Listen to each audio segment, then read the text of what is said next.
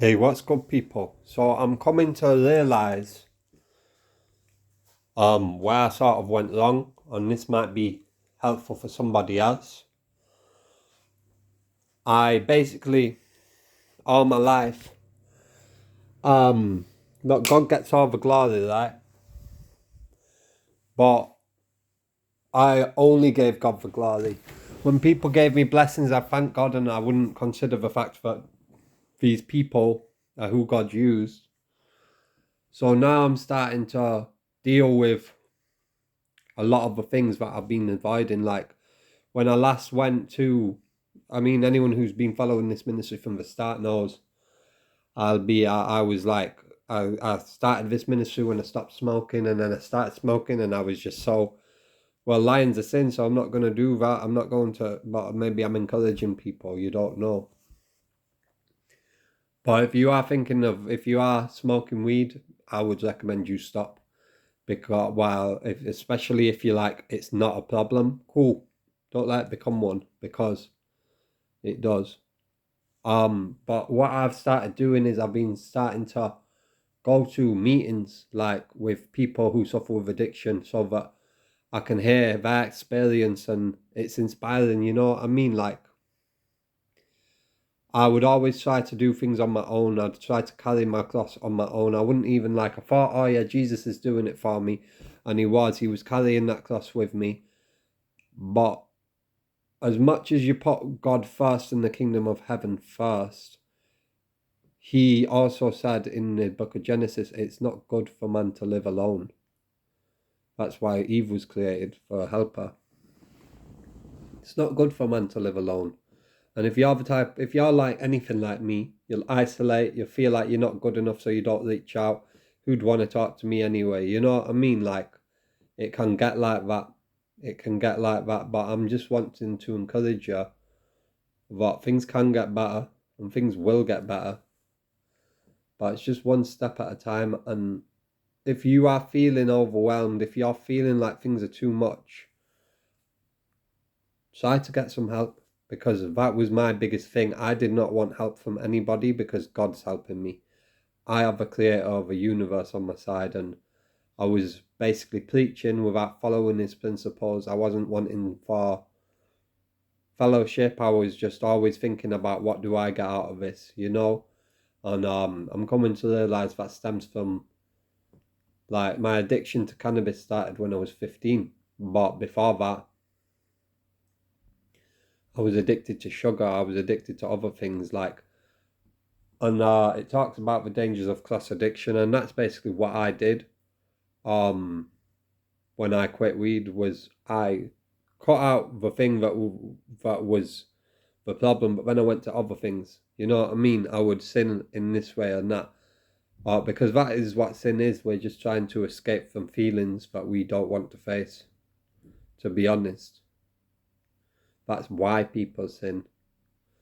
And sin is separation, firstly from God and secondly from man. Or perhaps it's firstly from man, secondly from God. But, you know, anybody who has dealt with any kind of, let's call it abuse, because it is abuse, substance abuse, like any addiction, you are abusing yourself, even if it's just an addiction to control, you know? Because that's where most addictions sort of stem from. I'm learning a lot about myself. Like I could not bear for anybody to be involved in my plans, because then that meant doesn't, you know, and that meant that nothing ever came to pass, you know. I've come to realise that you'll judge them by their fruit. Like the reason why you judge them by the fruit is if you're obedient to God, then your life will naturally get better because His way is the right way. But if you're disobedient, then your life will naturally get worse. And another thing that I have really struggled with is perfection. Like, I've got to go to every Sunday, I've got to go to church, I've got to do this, I've got to read the Bible every day. And I lost sight of my relationship with the Father simply because I was so obsessed with getting it right. And the thing about a relationship with God is you're never going to get it right, to be honest. Um, you know, I'm trying to restart this ministry in a sense of what can I do to help people, you know? At the same time, I'm feeling unworthy more so than I did before, because when I was doing this ministry and I was saying I don't feel worthy of this calling, I didn't make the changes necessary. Like I was doing anything I could to bury my emotions. And I feel like if you're here, that's you. And you may be trying to stop using a substance, or you may be trying to stop eating so much. Or, you know, everybody has their thing that they do. It may not even be something that's physical. You know, it might just be a mindset addiction of pride. You know, all addiction sort of starts with pride. And where you feel like other people should be helping me. And they should. Ideally, everybody should help each other out, but unfortunately, that's not how it always works.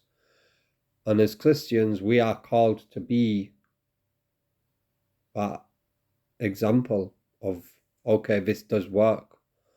But if we're not willing to commit to it, how is it ever going to work for us?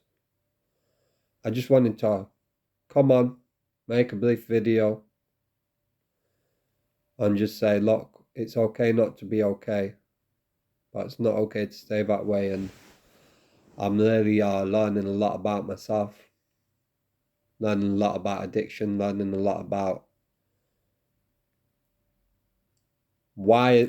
I used to ask God, why isn't it working? Why is this miracle not coming? And it's like actually the miracle came through resources, through people, through connections. But because I refused to face myself, the miracle came and went. You know what I mean?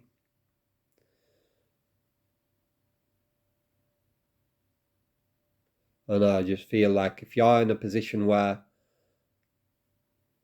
like day by day, if you just look at every day as they come, you'll never notice a change. But if you look back at where you used to be, you know, I've come a long way, but at the same time, I've also come a long way down as well as up.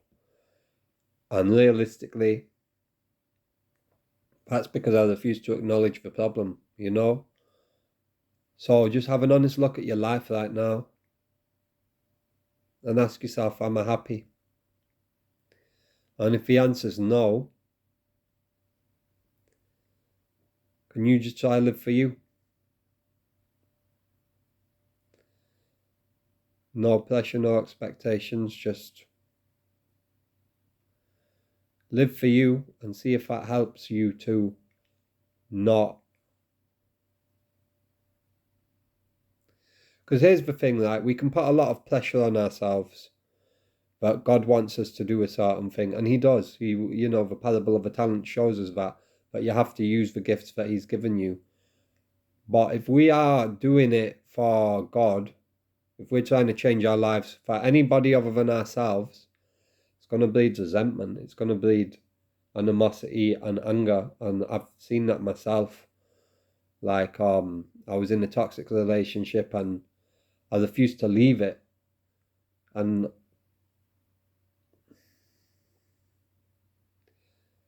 because I stayed there longer than I should, it's now affecting the blessings that I have now because I feel unworthy because of it. You know what I mean? Like, I'm just trying to be honest and vulnerable because in my experience, me being vulnerable, which is something I'm actually very good at, but that I don't like about myself. Like I could tell you anything about myself to be honest, because only God can judge me. But then I do get that fear of man sometimes where I'm like, okay, everybody's judging me. You know what I mean? And I spent so long like I don't care what they think. And now I do, you know what I mean? Because my eyes have really been opened. Had me running out of church. And I ain't even done nothing, you know? It's just the fact of the thoughts of the enemy are in my head going round and round. And I really encourage anybody who is using anything, cigarettes, cannabis, sugar, anything to comfort that emotions inside of you. The longer that you do that, the more you're going to push it down, and it has to come up. And when you stop finally, because eventually you do have to stop, because the wages of sinning is death. You know, it could be alcohol, it could be pornography, it could be anything like.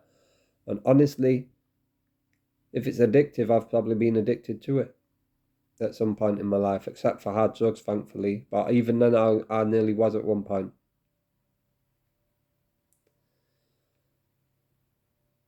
You know, we're going to mess up and we're going to make mistakes, but God's going to love us regardless. You didn't do anything for God to love you.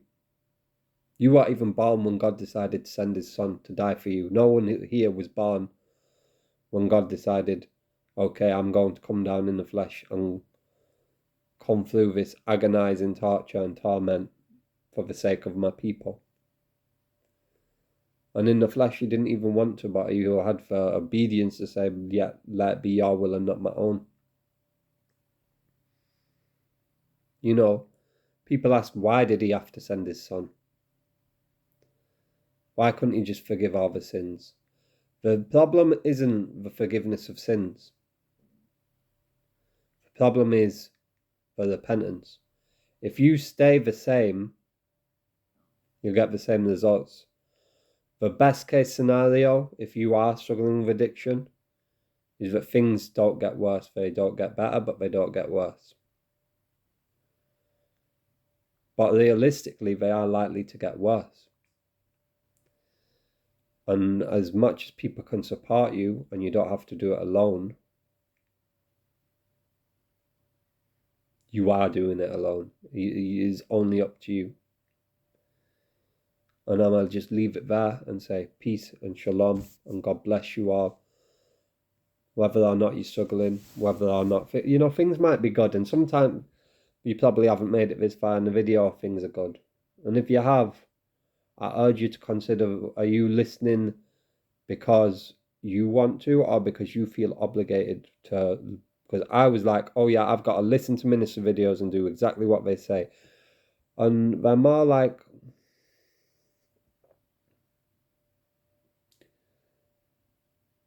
you know, it's for picking and choosing, I suppose. If you pick and choose, you ain't going to really get there, because you'll follow some commands and then you'll disobey others. And partial obedience is full disobedience, you know. So I just wanted to encourage anybody out there and share why I feel like I was trying to rely only on God, and now other people I could have leaned on. But because of paranoia, I always thought, nah, I look weak, I look pathetic, and these people will take advantage of me.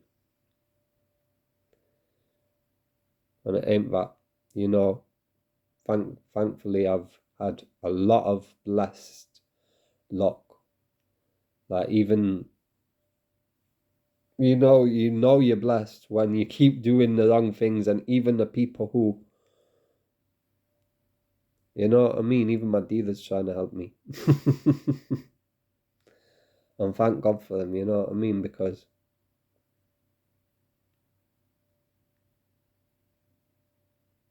people are trying to help me. But if I can't help myself, if you can't help yourself, then nobody will help you. You can't help someone more than they're willing to help themselves. Peace, shalom, and thank you.